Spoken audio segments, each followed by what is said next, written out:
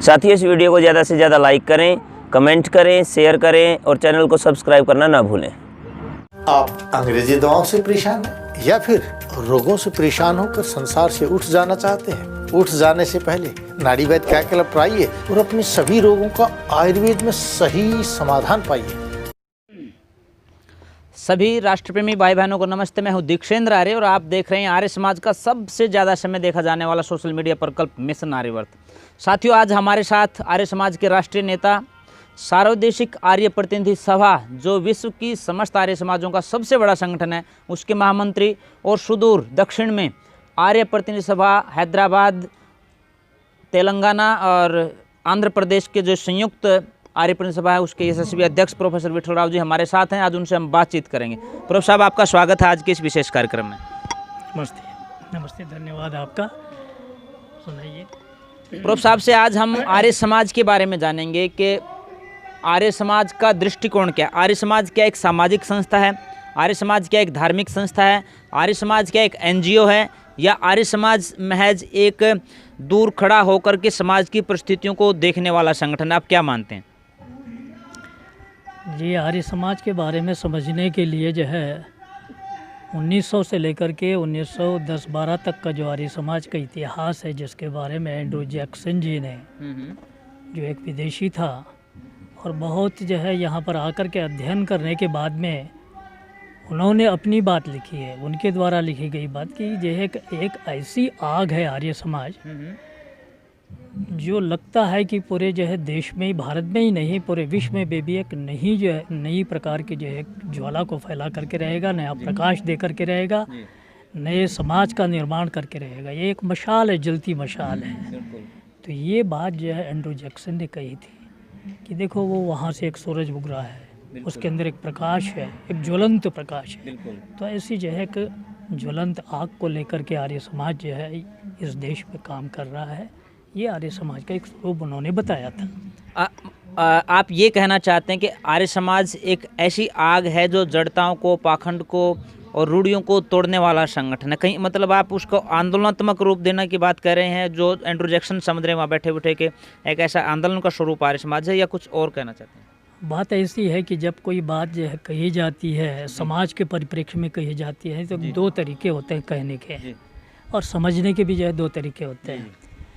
ये कहता भाई मैंने दान कर दिया, वहाँ गौशाला में जो वो कर दिया, या जो फलान गुरुकुल में थोड़ा सा दान दे दिया, या पाठशाला को कुछ दे दिया, किसी व्यक्तिगत स्तर पर किसी को पढ़ने के लिए, बूढ़े आदमी को कुछ सहयोग कर दिया। इस प्रकार की बातें हैं जिसको हम चैरिटी कहते हैं अंग्रेजी में। तो ये अच्छे काम का एक अंग है जी। लेकिन ये समाज को जो है पूरी तरह से जो समग्र रूप से नहीं बदलता जी। लेकिन जब इसी विचार को आप दूसरे ढंग से कहेंगे कि आप वहाँ कोई विचार तो नहीं दे रहे, अच्छा काम कर रहे हैं, लेकिन जब अंधविश्वास के खिलाफ आप बोलेंगे, स्वामी दयानंद सरस्वती अकेले आदमी थे। आज जो है आर्य समाज के नाम पर या आर्य समाजियों के नाम पर आपको संख्या मिल जाएगी, चाहे कम मिले या ज़्यादा मिले, हज़ारों में मिले या लाखों में मिले। लेकिन स्वामी दयानंद सरस्वती जब प्रचार के लिए उस क्षेत्र में आए थे तो मात्र एक व्यक्ति थे, उसके आगे पीछे कोई नहीं था। न उनके पास में कोई भवन था, न उन्होंने केवल दान दक्षिणा करने या सेवा करने की बात नहीं कही, उन्होंने एक ज़बरदस्त जो है बात रखी, चाहे कितना बड़ा लालच है, कि ये अंधविश्वास है, ये पाखंड है। इसलिए प्रचार जब उन्होंने शुरू किया तो पाखंड खंडनी पताका लगा करके हरिद्वार में अपनी बात को रखना शुरू कर दिया।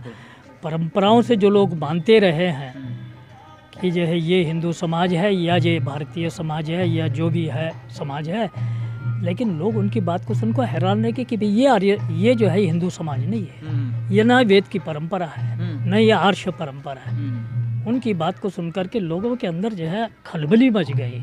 पाखंड के खिलाफ भी जब भी आवाज़ जो है ज़बरदस्त रूप से वो रखते थे, जहाँ हिंदू समुदाय के पाखंडों को खंडन करते थे, वहीं पर किसी मुसलमान के घर में सभा करते हुए इस्लाम का भी खंडन करते हैं, इस्लाम के पाखंड का भी खंडन करते थे। ईसाई के पास में कहीं बैठते थे, उनके घर में बैठ करके, उनकी जगह में बैठ करके जब वो बोलते थे तो वो जो है बाइबल की खामियों का खंडन करते थे, उनके पाखंड का भी खंडन करते थे। तो खंडन जो है एक ऐसी चीज़ है जो वैज्ञानिक परंपराओं का तर्कसंगत जो मान्यताएं नहीं है उसको एक तर्क दे करके, एक संगत दे करके, एक विज्ञान परक रूप से, एक वेद का उदाहरण दे करके, जो आदमी जैसा उस ढंग का उदाहरण देकर कर, खास करके वेद प्रमाण, क्योंकि बहुत बड़ा समुदाय जो भारत देश में रहता है वो वेद को तो मानता था, लेकिन वेद की मान्यताओं को जो है वो भ्रमित कर रखा हुआ था। तो इसीलिए जो है वेद के प्रमाणों को दे करके वो खंडन किया करते थे और ज़बरदस्त खंडन किया करते थे। तो महर्षि दयानंद जी का इस खंडन के पीछे मुझे लगता है किसी की आलोचना करना, किसी को नीचा दिखाना नहीं, बल्कि उनमें सुधार की गुंजाइश पैदा करना था। बिल्कुल, किसी की आलोचना करना मात्र नहीं है, उन्होंने साफ साफ अपने जो है सत्यार्थ प्रकाश ग्रंथ में लिखे किसी को नीचा दिखाना या किसी का अपमान करना या किसी गलतियों को निकाल करके बताना मात्र मेरा आशय नहीं है। जो सत्य है उस सत्य को इस समाज के सामने, विद्वानों के सामने रखने से ये समाज जो है सुधरेगा, आगे बढ़ेगा।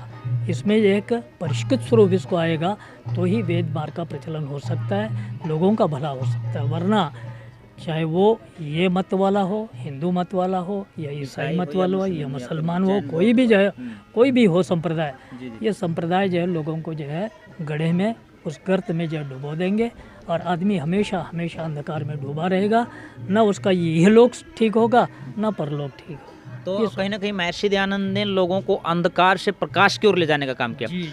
प्रभु साहब, मैं, क्योंकि आप राष्ट्रीय नेता हैं आर्य समाज के, आप सर्वोच्च संस्था का संचालन कर रहे हैं, आर्य समाज को आप किस दृष्टि से देखते हैं? क्या वो है, मैं फिर उसी प्रश्न पर आ रहा हूँ, उसका आंदोलनात्मक स्वरूप जो है वो महत्वपूर्ण है या कोई दूसरी तरह की पद्धति है? मैं उसके ऊपर आपका ध्यान आकृष्ट करना चाहूँगा।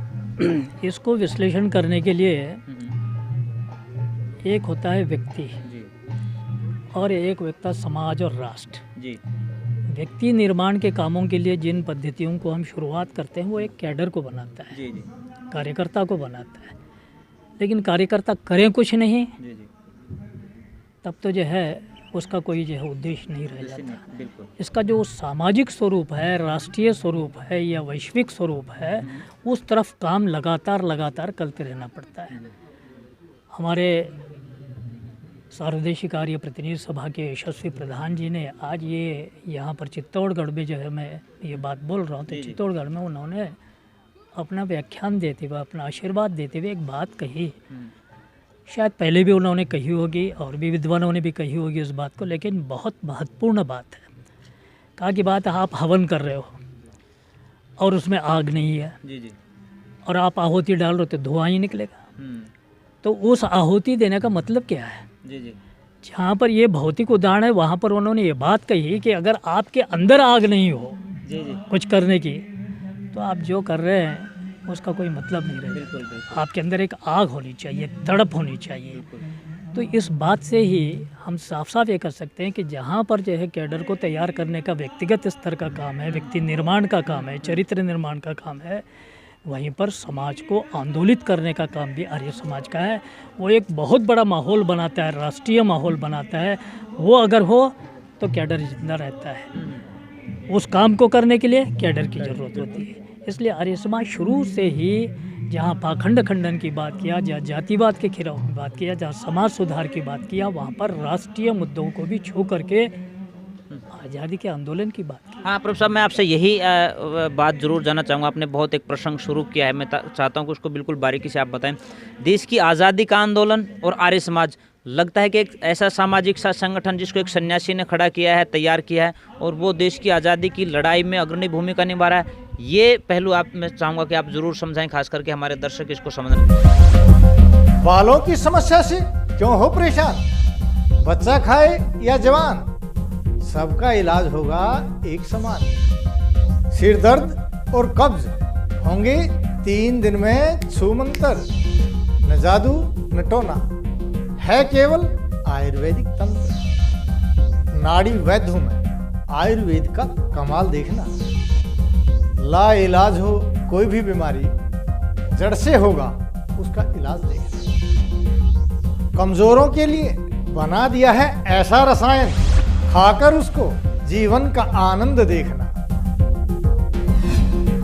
YouTube पर जाकर सब्सक्राइब कीजिए नाड़ी वैद्य का क्लब।